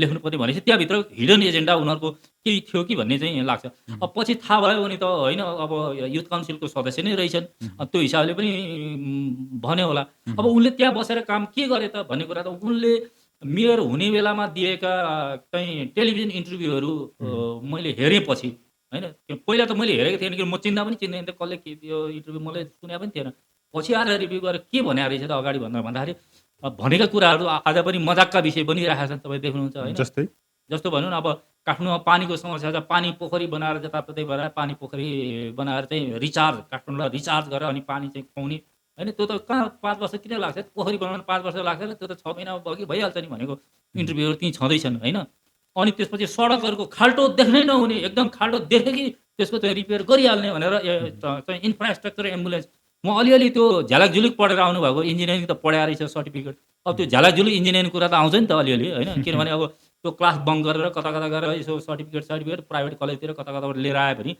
झ्यालकझुलुक इन्जिनियरिङ अलिअलि शब्द त आइहाल्छ अनिखेर त्यसपछि चाहिँ इन्फ्रास्ट्रक्चर एम्बुलेन्स ल्याएर अब कहीँ एउटा त्यो सडक बिरामी भयो कि हुरुरु एम्बुलेन्स कुदेर गएर त्यहाँ मेटेरियल पनि त्यहीँ इन्जिनियर पनि त्यहीँ होइन टुल्स पनि त्यहीँ सारा चिज गरेर त्यसले एकैछिनमा टालटुल बनाएर सबै त्यही काठमाडौँ धुलोलेस होइन कहीँ धुलो पनि हुँदैन खाल्टाखुल्टी पनि हुँदैन त्यो इन्फ्रास्ट्रक्चर एम्बुलेन्स कता घुमिरहेछ थाहा छैन होइन अब उहाँको श्रीमती चढेको एम्बुलेन्स त ट्राफिकले गऱ्यो भनेर त्यत्रो तमासा भयो होइन अब त्यतातिर नजाउँ अहिले होइन अब त्यो इन्फ्रास्ट्रक्चर एम्बुलेन्स कता गयो थाहा छैन अनि उहाँले के भन्यो भने काठमाडौँको फोहोर चाहिँ घर घरमै वर्गीकरण गरेर अनि त्यसपछि आएर कहाँ त्यहाँ लगेर त्यो डम्पिङ गर्ने हो र त्यसबाट त ऊर्जा निकालेर काठमाडौँलाई 30 मेगावाट बिजुली निकाल्छु अनि त्यसबाट बनाएको मल चाहिँ उता के अरे काभ्रेतिर लगेर अनि धादिङतिर लगेर बेच्ने अनि त्यहाँको चाहिँ किसानको तरकारीहरू नगरपालिकाले किनेर काठमाडौँलाई एकदम चाहिँ फ्रेस ताजा ताजा तरकारी खुवाउने भनेको त्यो मल कता गयो थाहा छैन त्यो ऊर्जा कता गयो थाहा छैन अवधि अलि सानो भयो कि 3.5 वर्ष होइन उहाँले कमिटमेन्ट गरेको कुरा हेर्नु न त्यो त लाग्दैन त्यो अवधि अनि उहाँलाई कसले छोडेर जानु भनेको थियो मलाई त्यो मेयर छोडेर जानु भनेको थियो र कसैले अनि पछि फोहोरको व्यवस्थापन किन गर्न सक्नु भएन तपाईँले भनेर भन्दाखेरि म विदेशीले मलाई चाहिँ फोहोरको कामै गर्न दिएन भन्छ उनलाई एउटा फोहोरको काम गर्नलाई विदेशीले मलाई काम गर्न दिएन भन्ने मान्छेले अनि त्यसले के गर्छ अनि अर्को कुरा काठमाडौँ चाहिँ उनले सफा सुग्घर बनाएर काठमाडौँको चाहिँ सडकहरूको के अरे चिल्लो बनाउने कामहरू खास प्लानिङ रघुवीर महाशयको पालामा प्लानिङ भएको थियो रघुवीर महाशयले काम गर्न पाउनु भएन इम्प्लिमेन्टेसन गर्ने बेलामा हाम्रो चाहिँ के अरे मन्त्री के अरे हाम्रो नेमाङ बसन्त नेमाङ आउनुभयो उहाँले उहाँको कार्यकालमा काठमाडौँमा धेरै सडकहरू पिच भएका हुन् होइन अनि त्यसपछि बालन शाहले मेयर हुनुभन्दा अगाडि के भन्नुहुन्थ्यो काठमाडौँको त्यो चाहिँ अहिले त्यो ब्रुमर लिएर आएको त्यो विद्यासुन्दरले ल्याएको ब्रुमर होइन त्यो त संसारको सबभन्दा काम नलाग्ने सबभन्दा पुरानो प्रविधि हो त्यस्तोले त हुँदैन एकदम चाहिँ काठमाडौँको धुलो नै जम्मै ट्र्याप गर्ने एउटा मेसिन यस्तो ल्याउने कि हावामा आएको धुलो नै सबै ट्र्याप गरेर गर्ने अनि अत्याधुनिक मेसिन लिएर आएर चाहिँ अनि सबै सफा गर्ने भन्नुहुन्थ्यो त्यही ब्रुमर आज पनि नगरपालिकाले त्यही ब्रुमर उहाँको कार्यकालमा त्यही विद्यासुन्दरकै ब्रुमरले चाहिँ सफा गरिरहेछ आज पनि त्यसरी सफा गरिरहेछ होइन अनि उहाँको कार्यक्षेत्रभित्र पर्ने काठमाडौँका भित्री सडकहरूको दशा आज पनि गएर हेर्नुहोस् ठमेलमा के छ तपाईँ हिँड्दै जानुभयो भने तपाईँको जुत्ताले टाउकोमा हिलो आइपुग्छ चप्पलले टाउकोमा जब हिलो पुग्छ त्यस्तो हालत छ अनि उहाँ चाहिँ के भने सडक बिहाको चाहिँ जिम्मेवारीमा भएको सडकमा चाहिँ भत्काउँदै हिँड्नु खोज्नुहुन्छ उहाँ अनि त्यसपछि भत्काउनु दिएन भनेर अनि सडक बिहाको गेटमा लगेर माटो थुपार्नुहुन्छ अनि त्यसपछि अब सम्पदाको कुरा गर्छ उहाँले बनाएको सम्पदा हो र एनआरएले बनाएको त्यो भूकम्पपछि बनाएको त सबै एनआरएले 5 खर्ब रुपियाँ टोटल खर्च गरेर यी सारा संरचनाहरू बनाएको होइन। त्यो के अरे रानी पोखरी बनाएको, चाहे दरबार हाई स्कुल बनाएको होला, चाहे चाहिँ धरहरा बनाएको, धरहरालाई त उहाँ त सेतो टावर भन्नुहुन्थ्यो। अनि अहिले चाहिँ उहाँले पार्किङ गर्न नपाएर अनि पार्किङ नगरेर अनि उहाँ चाहिँ धरहरालाई सेतो टावर भन्ने मान्छे पार्किङ गर्न नपाएर अनि न्यु रोडमा चाहिँ तमासा गर्नुभयो। अनि एउटा मान्छे चाहिँ राज्यले चाहिँ राज्यको प्रताडना सहन नसकेर एउटा मान्छे चाहिँ आगो लगाएर मरे होइन अस्ति।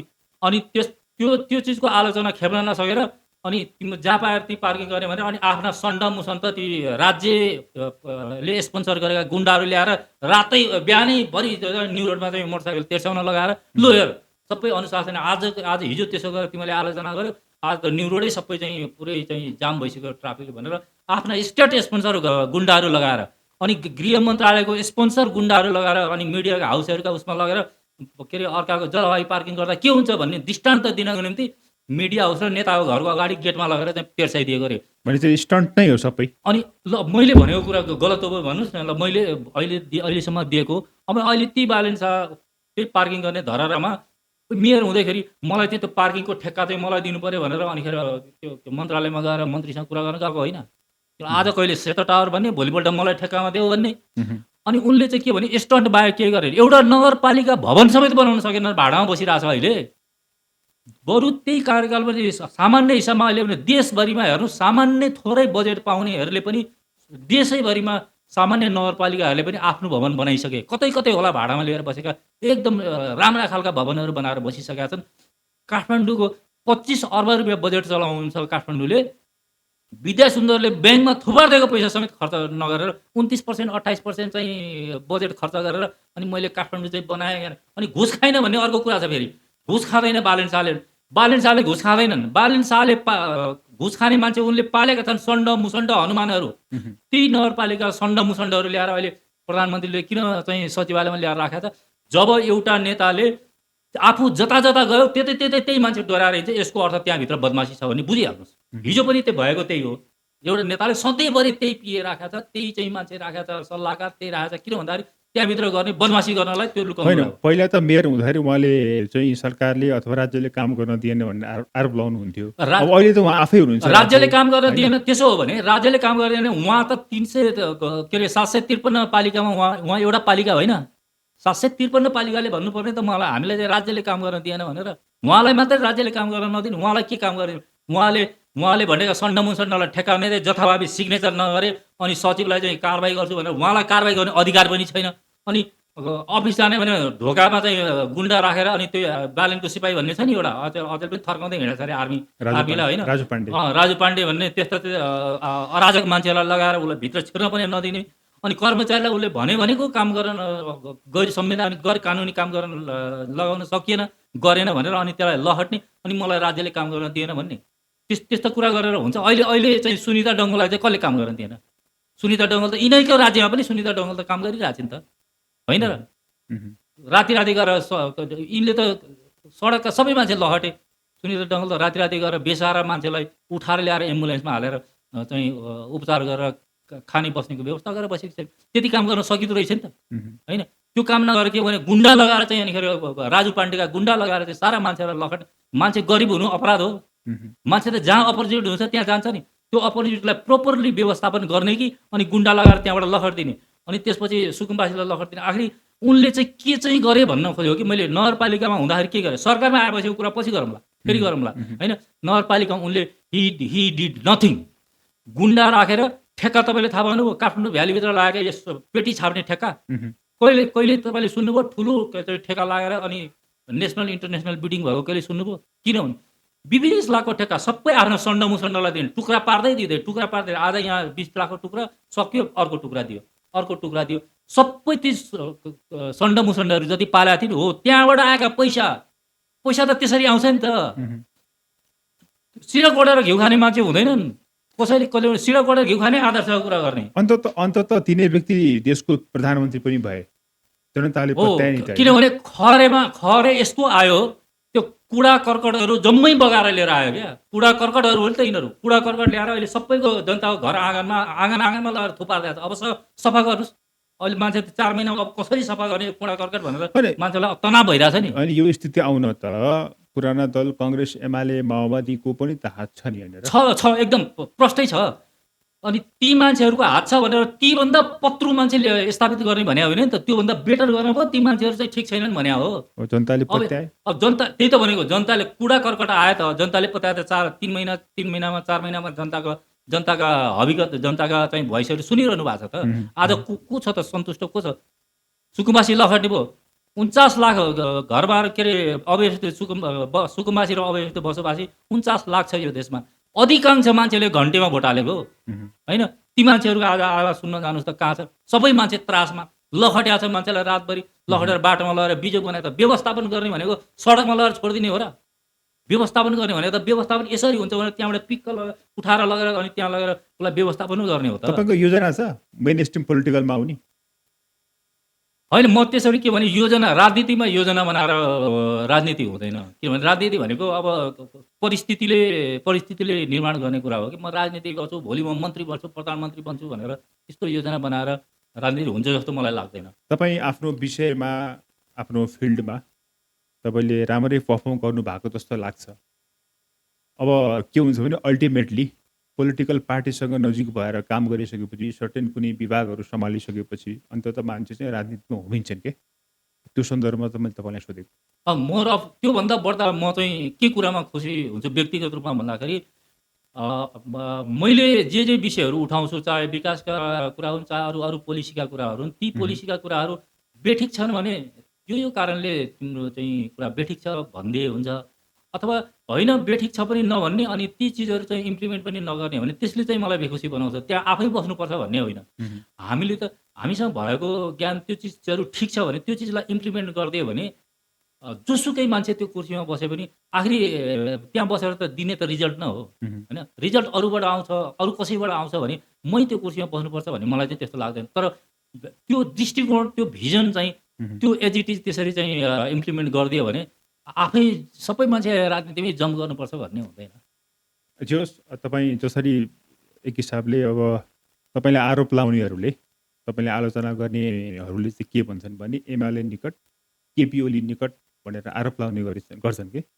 त्यो हिसाबमा त्यो सन्दर्भमा तपाईँले भोलि एमालेमा कुनै स्थान पाउनु होला नि त? यस्तो छ हेर्नुहोस्, केपी ओली निकट, एमाले निकट भनेर भने अब मान्छेले के कुरा बुझ्दैनन् भनेर भन्दाखेरि केपी ओली सरकारमा भएको बेलामा, एमालेहरू सरकारमा भएको बेलामा गुरु भट्टराईले गरेका एकदम फन्डामेन्टल, अब जति बेला पनि विरोध गर्नुपर्छ भनेर अनि एकदमै चाहिँ प्री माइन्डसेट राखेर विरोध गर्ने कुरा एउटा कुरा होला, मबाट त्यस्तो चिज हुँदैन। तर उनीहरूले फन्डामेन्टली चाहिँ गल्ती गरेको कुराहरूमा देख्दाखेरि सबभन्दा धेरै चर्को आलोचना गर्ने मान्छे त मै हो। अब त्यो चर्को आलोचना गरेको बेलामा चाहिँ कसैले वास्ता गर्दैन, किनभने उनीहरू पहिले माइन्डसेटमा गर्छ यो त एमालेको मान्छे हो भने त्यो आलोचना जस्तो देखिन्न होइन। तपाईँले चुच्चे नक्साको पनि विरोध गर्नुभएको थियो होइन? समाहित गरेर। मैले चाहिँ त्यो विषयलाई त्यत्रो भारी भरकम चाहिँ त्यो ढङ्गले लानु हुँदैन भन्ने मध्येको मान्छे म पनि हो। किनभने त्यो चाहिँ के भने त्यसले अन्नेसरी हामीलाई के भने विवाद खडा गराएको छ र अनहेल्दी चाहिँ इन्भाइरोमेन्ट बनाएको छ होइन। अब यो छिमेकीसँगको सम्बन्धमा अझै बिगार्ने, किनभने त्यो ठाउँको अब हामीले विभिन्न कारणले अब हाम्रो भूगोल हामीबाट डिएट्याच भयो विभिन्न कारणले, किनभने हाम्रो राज्य पुगेन होला होइन, हाम्रो राज्यको उपस्थिति भएन होला, त्यहाँ हाम्रो चाहिँ नेटवर्किङहरू पुगेनन् होला, त्यस कारणले मान्छे चाहिँ के भने आइसोलेट भएपछि मान्छेहरू सबै अब उतातिरको कहीँ न कहीँ त मान्छेले बाँच्नु पऱ्यो, उतातिरको सुविधामा गयो होला। अब भारतले पनि त्यो ढङ्गले उनीहरूले अपर्च्युनिटी गेन गर्न चाह्यो होला र त्यसरी लग्यो। त्यो भूगोलमा आज पनि हामीले ल्याउनु न, त्यो भूगोलमा हामी के कुनै प्रोडक्टिभ चिज केही गर्न सकिने चिज हो न, त्यहाँ विशाल मिनरल भएर एकदम के हाम्रो चाहिँ बेपत्तै सम्पत्ति जाने चिज हो भने अब मुलुकको नक्सा पनि हेऱ्यो भने कहाँको चुच्चे भनेर बनाएको छ, एउटा चाहिँ लाइन चाहिँ उहाँसँग पुगेको छ, त्यो त्यहाँ गएर कसरी एक्सेस बनाउने होला, त्यहाँको पब्लिकलाई भोलि सर्भिस डेलिभरी कसरी दिने होला, यी सबै चिजहरू भने मैले भने हाम्रो भूगोल हुँदाहुँदै पनि कमसेकम चाहिँ त्यो अहिले त्यो अड्किने ठाउँमा गयो कि। अब संविधानमै व्यवस्था गरिसकेपछि न झिक्न मिल्छ होइन, अब झिक्न पनि मिलेन, अब त्यो चाहिँ मेरो होइन भन्दा पनि मिलेन। हुनलाई हाम्रो कमसेकम त्यो त्यहाँ राख्नुभन्दा अगाडि बरु चाहिँ छलफल चाहिँ छलफलै गरेर एउटा समझदारीमा अथवा कुनै किसिमको सम्झौता गरेर चाहिँ हामीले भोग चलन गर्न दिन सक्थ्यौँ होइन, भोग चलन गर्न दिन सक्थ्यौँ होला। ल तिमीहरू भोग चलन गर, तर त्यसको बापतमा हामीले हाम्रो मुलुक पनि कायम रहिरहन्थ्यो, उनीहरूले त्यो चिज भोग चलन गर्न सक्थ्यो होला होइन। त्यो एउटा बाटो भयो। अरू कुरा गर्ने हामीले संविधानमा चाहिँ अब त्यसरी इन्क्लुड गर्नुभन्दा अगाडि हामीले डिप्लोमेटिक च्यानललाई नै चाहिँ कन्टिन्यू गरेको भएदेखि मह्म, आखिर के भयो त संविधान राख्यो भने त्यो फिर्ता त हामी भारतसँग गएर लडाइँ गरेर लिएर आउन त सक्दैनौँ मह्म। होइन भनेपछि डिप्लोमेटिक च्यानलले फेरि पनि कुरा गर्ने हो भने त डिप्लोमेटिक कुरो नै अगाडि बढाइराखेको भए यो खालको तनाव त आउँदैन थियो कि अब त्यही चुचे नसा देखेर केपीओले चुचे नसा लिएर आउनु पर्यो बडो बडो लोकप्रिय हुनुभयो भनेर चाहिँ एउटालाई लाग्यो त्यही बालेन शाहलाई मेयर लगाएर उसले चाहिँ त्योभन्दा म कहाँ कम लोकप्रिय हो भनेर उहाँ चाहिँ ग्रेटर नेपालको नक्सा हालेर बसेको थियो अहिले त भारतले त हाम्रै जमिन हामीले पो भारतको जमिन मिच्याएको छ रहेछ मलाई त अस्ति भर्खर थाहा पाएँ भन्छ अनि त्यस्ता थाहा नपाउने मान्छे प्रधानमन्त्रीको कुर्सीमा जान मिल्छ र भनेको क्या विरोधाभास। होइन होइन त्यस्तो थाहा प्रधानमन्त्रीको कुर्सी सिक्न जाने चिज चाहिँ होइन क्या प्रधानमन्त्रीको कुर्सी भनेको त्यहाँ त सिकेपछि त धेरै कुरा बिग्रिन्छ त्यहाँ त गल्ती गर्ने ठाउँै हो नि गल्ती गरेपछि देशलाई समस्या पर्छ तपाईँलाई के लाग्छ नेपालको राजनीति नेपाली समाज एक किसिमबाट अगाडि बढेको जस्तो देखिन्छ? पुराना दलहरू कङ्ग्रेस एमाले माओवादीको सान्दर्भिकता सकिएको हो? होइन उनीहरूले अब सान्दर्भिकता सक्ने भन्दा पनि अब यहाँ त के देखिरहेको छ भन्दाखेरि अब यो राजसभावालाहरूको असफलता चाहिँ हाम्रो सफलता हुनेछ कि भनेर कुरेको जस्तो देख्छु म चाहिँ होइन पुराना दलहरूले हो किन यिनीहरूले चाहिँ यिनीहरू चाहिँ असफल हुन् यिनीहरू असफल हुन्छन् भन्ने त्यो देखिया छ बाटो पनि त्यस्तै देखिया छ होइन असफलै हुने बाटोमा दौडिरहेको छन् यिनीहरू पनि अनि उनीहरू चाहिँ ढुकेर बसिरहेको छन् अब यिनीहरू हामीभन्दा चरम असफल हुने भयो फेरि पनि भारत नेपाली जनता अब विकल्प छैन भने फेरि हामीलाई पिकअप गरेर ल्याउँछन् कि भने तर यिनीहरू अहिलेसम्म सच्चिने बाटोमा हिँडेको जस्तो मैले चाहिँ देख्दिनँ भनेपछि ती पुराना दल प्रोएक्टिभ हुनुपर्ने चेतेर अझै पनि रियाक्टिभ भएर बसिरहेछन्। करेक्सन गर्ने प्रोएक्टिभ मात्रै होइन उनीहरू त करेक्सन गरेर हिजो भएका गलत कामहरूलाई करेक्सन गरेर चाहिँ अब हामी चाहिँ यो करेक्सन गर्ने बाटोमा चाहिँ हामी जाँदैछौँ भन्ने खालको कुनै चिज कुनै दलमा पनि देखिएको छैन त्यो नेपाली काङ्ग्रेसमा पनि देखिएको छैन माओवादी यो के अरे नेकपा भन्ने छ त्यो माओवादी त्यसमा पनि देखिएको छैन एमालेमा पनि देखिएको छैन। यो वामपन्थी दलहरूको जुन छ नि गठबन्धन अब मिल्ने भन्ने कुरा छ यो के को निम्ति मिल्ने अर्काले लौरो लगाएर भीषण चुटेपछि अनिखेर मिलौँ भनेर भन्ने अनि जब आफू चाहिँ भाले भएर सत्तामा आइसकेपछि अनिखेर ग्यार गर्नु यस्तो मिलाइले केही काम गर्दैन सत्ताको निम्ति मिल्ने चिजले त्यसले राजनीति ठिक ठाउँमा पुर्याउँदैन सत्ता पाएपछि फेरि त अनि दुईवटा कुकुर लड्ने त हो। भनेपछि पुरानो दलमा एउटा समस्या पुरानै समस्या नयाँ दल नयाँ सरकार नयाँ प्रधानमन्त्री पनि पुरानै दलको बाटोमा नयाँ सरकार पुरानो दलको बाटोमा मात्रै छैन यो त भू राजनीतिका चाहिँ लफङ्गाहरू हुन् उनीहरूले चलाएका चाहिँ गोटीहरू हुन् यिनीहरू र त्यसमाथि फेरि चाहिँ के भने जान्नेलाई छान्ने भने चाहिँ 80% त सबै अनपढ र ट्यापे मुन्द्रे गुन्डाहरू बोकेर लिएर संसदमा आएको छन् देख्नुहुन्छ तमासा बोल्न पनि जानेको छैन कहाँ हो जान्नेलाई छान्ने लिएर आएको न बोल्न आउँछ न के शब्द बोल्ने पनि थाहा छैन कुन बेलामा बोल्ने पनि थाहा छैन कहाँ के कसरी प्रस्तुत हुने पनि थाहा छैन एउटा कुकुर डोर्याउँदै हिँड्छ उतातिर मन्त्री भएको मान्छे अनि त्यो कुकुर डोर्याउने मान्छे पूर्वतिर चाहिँ भन्सार कार्यालयतिर कुकुर डोर्याउने मान्छेले त्यो कुकुर बोकेर त्यो सुस्तातिर गयो हुँदैन त्यहाँ त उता बिएसपीले आएर चाहिँ मान्छे कुटिरहेको छ अरे नेपाली जनताको ढाड भाँचिरहेको छ अरे अनि त्यही कुकुर लिएर गएर त्यही कुकुर लगाइदियो हुन्छ नि त्यो बिएसपीलाई एसएसपी होइन उता बोर्डर सेक्युरिटी फोर्स के भन्छ बिएसपी एसएसपी भन्छ होइन त्यसो भए तपाईँका पोस्टहरूमा म देखिरहेको हुन्छु नेपाली सेनालाई पनि अलिकति आलोचना गर्नुहुन्छ आवश्यक हो त्यो किनभने नेपालमा अलिकति आलोचनाबाट अथवा भनौँ कुसंस्कारबाट जोगिएको संस्था चाहिँ आर्मीलाई लिइन्छ कि नेपाली सेनालाई तर तपाईँ धार्यात लाउनुहुन्छ। अब एउटा के भने आर्मी हामीले चाहिँ नेपाली एकीकरणदेखिको चाहिँ सन्दर्भलाई जोड्दाखेरि हामीले आर्मीको विषयमा गर्व गर्ने चिज हो तर मेरो बुझाइमा के छ भने आर्मीलाई हामीले यो सोसल कनेक्सन राजनीतिमा जोडिने नजोडिएर बस्दाखेरि र सोसल कनेक्सन यिनीहरूको चाहिँ अलिकति आइसोलेट भएर बस्दाखेरि त्यहाँभित्र भएका विकृतिहरू जम्मै छोपिन्थ्यो क्या त्यसरी नेपाली सेना महान भनेरकै हो नेपाली जनताले किनभने सबै कुरा भित्र मात्र भइरहेको थियो बाहिर एक्सपोज भएकै थिएन क्या त्यस कारणले महान भनेको हो। महान हुने मान्छेले त्यत्रो चाहिँ हजारौँ सेना भएको वीरेन्द्र कसरी मऱ्यो भन्ने कुरा भन्नै सक्दैन त्यो सेनाले अनि त्यो कस्तो खालको सेना हो अनि 800 सेना त सिंहदरबारभित्र बसेको छ त्यो सिंहदरबारको सुरक्षा गर्न बसेको सेनाले कम्फोर्टेबली सिंहदरबार गेट खोलेर आएर बाहिर किन होला गर्छ भित्रै आउनु भनेर भित्रै बोलाएर लगेर त्यस्तै भने हो र तपाईँ भिडियो फुटेज हेर्नुहोस् न गेट कसले खोलिदिएको सिंहदरबारको दक्षिण गेट कसले खोलिदिएको भिडियो फुटेज देख्नुहुन्न तपाईँ अनि कम्फोर्टेबली त्यहाँ गएर अहिले चाहिँ टोले झगडा हुँदाखेरि सेना चाहिँ त्यहाँ अब सुरक्षा परिषदको चाहिँ निर्णय पनि नचाहिने तपाईँले थाहा पाउनु भएको छ यो सुकमवासी काण्ड र सुनसरीको काण्डमा निस्केको सेना राष्ट्रपतिले चाहिँ सेना परिचालन गरे भनेर निर्णय भएको थाहा पाउनु भएको छ तपाईँले? सेना त राष्ट्रपतिले घोषणा नगरी त परिचालन हुँदैन होइन, फिल्डमा हुँदैन। भनेपछि फिल्डमा नहुने कुरा सुरक्षा भनेर राज्यले नै डिफाइन गरेको छैन। त्यहाँ सेना जानलाई सुरक्षा परिषदको चाहिँ डिसिजन चाहिने हो। तर जहाँ चाहिँ स्टेटको चाहिँ प्रपर्टी जोगाउनलाई जहाँ चाहिँ सेनाकै सुरक्षा भनेर चाहिँ कानुनले निर्धारण गरेको छ, त्यो ठाउँमा सेनाले त्यसको सुरक्षा गर्नको निम्ति सुरक्षा परिषदको बैठक राख्नुपर्छ। भनेपछि त्यो सुरक्षा नगर्ने सेना अहिले टोले झगडामा चाहिँ बङ्कर बोकेर हिँडेको छ, बन्दुक बोकेर उहाँ बाटोमा तेर्सेर बसिरहेछ। त्यही काम सिंहदरबार हुँदाखेरि गर्दैको भए त्यही सडकमा सुतेर बन्दुक मात्रै तेर्सेर मान्छे मार्नु पर्दैन थियो, बन्दुक मात्रै तेर्सेर त्यहाँ यसरी लाइन लागेर सेना बस्दिएको भए सिंहदरबार जलाउने कसैले आँट गर्दैन थियो। 200 मान्छे मात्रै छिरेको थिए, संसद भवन जल्दैन थियो, त्यो के अरे हाम्रो चाहिँ अदालत जल्दैन थियो। यी त जम्मै कहाँ के डकुमेन्ट छ सिंहदरबारमा। हाम्रा इतिहासका सारा चाहिँ भएका सन्धि सम्झौतादेखि सारा डकुमेन्ट त्यसलाई जलाउनु थियो, जलाए होइन। संसद भवन यिनीहरूलाई जलाउनु थियो, संसद यी पुराना नेताहरू सबै दलहरू सबै खराब हुनु भने संसदै जलाउनु पर्ने भयो, संसद जलाए। अब मुद्दा मामला कसको चाहिँ एकदम डेजिग्नेटेड चाहिँ कुन फाँटमा छ त्यो फाँट चाहिँ छानिकन, किनभने यहाँ छन् मुद्दा लागेका मान्छे, ती मान्छेहरूलाई जसरी पनि बाहिर निकाल्नु पर्छ त्यो मुद्दाबाट बाहिर निकाल्नु। अनि ती फाँट छानिकन गएर चाहिँ आगो लाग्यो भने अदालत आगो लाउनु पर्यो। अनि गरेको त त्यो हो नि त यिनीहरूले त होइन। त्यस कारणले त्यो सेना चाहिँ के हेरेर बसेको थियो र अहिले चाहिँ टोले झगडामा चाहिँ सेना चाहिँ बाहिर निस्किन्छ।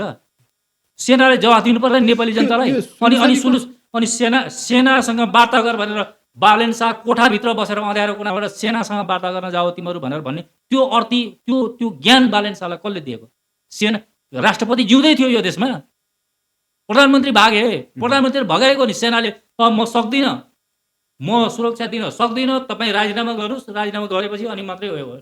अनि राजीनामा गरेर यहाँबाट मन्त्री र प्रधानमन्त्री उठाएर डाँडापारी पुर्याइसकेपछि त अनिखेर त फेरि बन्दुक लिएर आएर सडक सबै क्याप्चर गरेर सेनाले त्यही क्याप्चर गर्नलाई 6 घन्टा अगाडि गर्न सक्दैन थियो।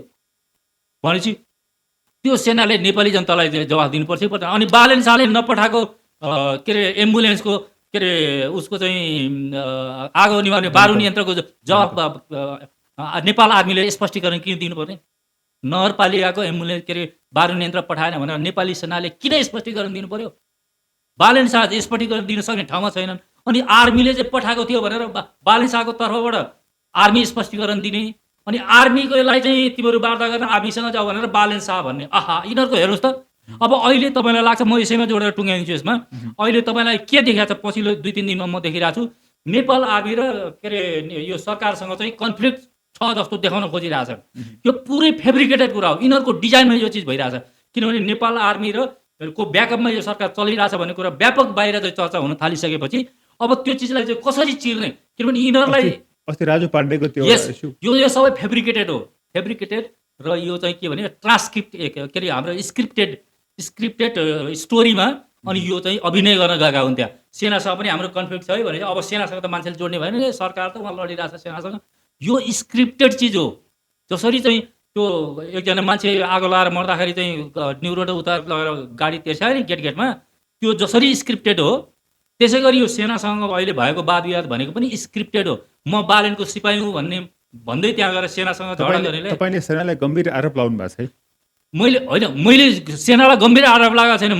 मैले सेनालाई प्रश्न गरेको छु, यसको जवाफ मलाई चाहियो। म नेपाली जनता हो, नेपाली जनता सार्वभौम जनताले सेनालाई होस् यो देशको सबै जोसुकैलाई पनि प्रश्न गर्न पाउँछ, प्रश्न गर्न पाइन्छ, जवाफ दिनु पर्यो। किन अहिले टोले झगडामा तिमीलाई कसले सेनालाई चाहिँ आदेश दियो र टोले झगडामा चाहिँ सेना दौडिराखेको छ?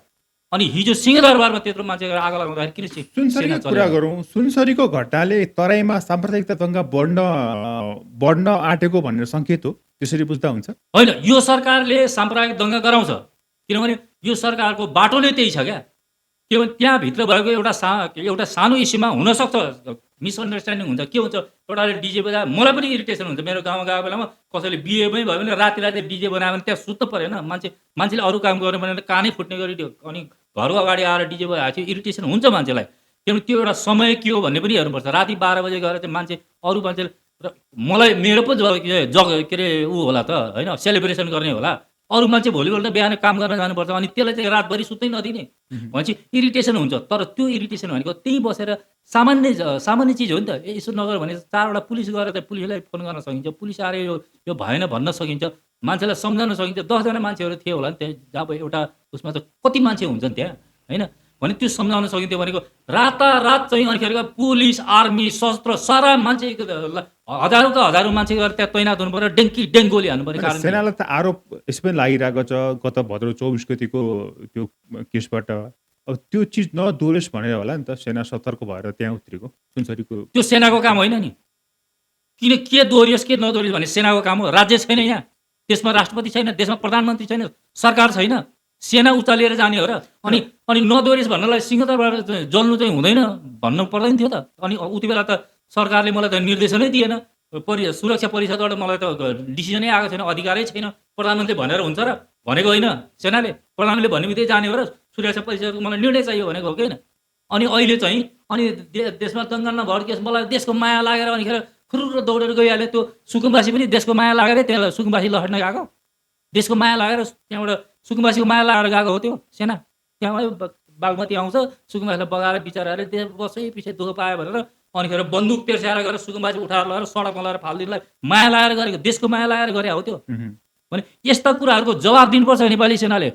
दुलोभित्र बालेन शाह जस्तो दुलोभित्र बसेर यसको फुर्सद पाइँदैन। इतिहासले नेपाली सेनालाई पनि सोध्छ, बालेन शाहलाई पनि सोध्छ र त्यहाँ भएका यो टिओबी र कुन्द्रे मुन्द्रे यी सबै मान्छेहरूलाई सोध्छ इतिहासले र सजाय दिन्छ। त्यतिकै फुर्सद पायो भने सधैँभरि के यिनीहरू अजम्बरी सत्तामा बसिरहने हो र? गृहमन्त्रीको त अझ टिओपी मात्र नभएर रोहिङ्गासँगको पनि कनेक्सन भनेर विभिन्न आरोप लाग्ने गरिरहेछ। हुनसक्छ। किन बङ्गलादेशमा त बङ्गलादेशले टुक्राउने भनेर त अमेरिकनहरूले ट्राई गरेको भने तमासा त्यत्रो भयो, होइन? त्यो छँदैछ नि त। अब रोहिङ्गा र टिओबीलाई मिलाएर यहाँ विध्वंस गर्न खोजेको पनि हुनसक्छ। किनभने जब राज्य चाहिँ अदृश्य स्टाइलबाट चल्न खोज्छ नि, होइन? अँध्यारो कोठाबाट चाहिँ जब सरकार चल्न थाल्छ अनि त्यसपछि त्यहाँभित्र जे पनि हुनसक्छ। कसरी थाहा पाउने? सरकार त डेमोक्रेसीमा सरकार अँध्यारो कोठाबाट चलेको छ, होइन? अनि त्यो ट्रान्सपरेन्सी नभएपछि त यहाँभित्र के तमासा हुन्छ। अब आज फेरि हेर अन्तर्राष्ट्रिय सम्मेलन यहाँ त्यो के अरे तिबेटियनहरूको गराउने भने फेरि त्यही चिज चलिरहेको छ अरे। अब प्रधानमन्त्रीले कन्डेम गृहमन्त्री चाहिँ गराउनुपर्छ भन्ने लागेको अरे। अनि प्रधानमन्त्री चाहिँ अहिले चाहिँ नगरौँ हेर क्या, यो गर्न मिल्दैन, होइन अहिले चाहिँ नगरौँ भनेको अर्थ के हो? भनेपछि अनुकूल समय आएपछि फेरि गरौँ भन्नु खोजे हो। भन्छ यो छिमेकी मुलुकलाई चिडाउने, किनभने चीनलाई जिस्काइरहेपछि त अनिखेरि बल्ल नै वितण्डा सुरु हुन्छ यहाँ।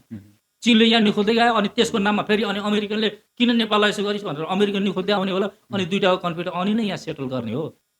किनभने यो त मार्केट, यो त के भने सामरिक शक्तिको केन्द्र पनि यो हो। हामी त्यही भूगोलमा छौँ र दुनियाँको अब के अरे अब भविष्यको सबभन्दा ठुलो इकोनोमी पनि त्यही हो, होइन? सबभन्दा ठुलो पपुलेटिभ एरिया के अरे चाहिँ क्षेत्र पनि यही हो। भन्छ युरोप अमेरिकाको इकोनोमी त स्वाटै चाहिँ यो सबै चाहिँ यहाँ सरेर आउने बेला उनीहरू भिख माग्दै आउनुपर्ने स्थिति आउन सक्छ। त्यस कारण त्यसलाई रोक्नलाई यहाँ विभिन्न खालको वितण्डा त मचाउनै पर्छ नेपालमा। भनेपछि कसरी बढ्ला अगाडि नेपालको राजनीति अथवा नेपालको सरकार?